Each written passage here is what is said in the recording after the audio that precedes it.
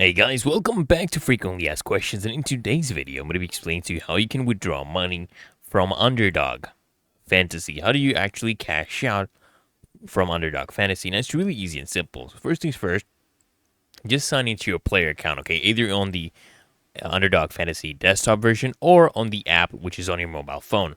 And then what you want to do, guys, is you want to click on the button to basically access your account wallet. Click on the account wallet or just the wallet option. Then just click on withdraw. This button, you usually find this button located in your account wallet section. Then, of course, guys, you have to type in the amount that you would actually like to withdraw and select your preferred withdrawal method, okay? Now, some of the withdrawal methods they have is bank cards. You can use a Visa or MasterCard, or you can use PayPal. If you're using PayPal, or it will take 1 to 2 business days for it to withdraw. If you're doing a bank card, 1 to 5 business days. And for both, they have a minimum withdrawal limit of $10.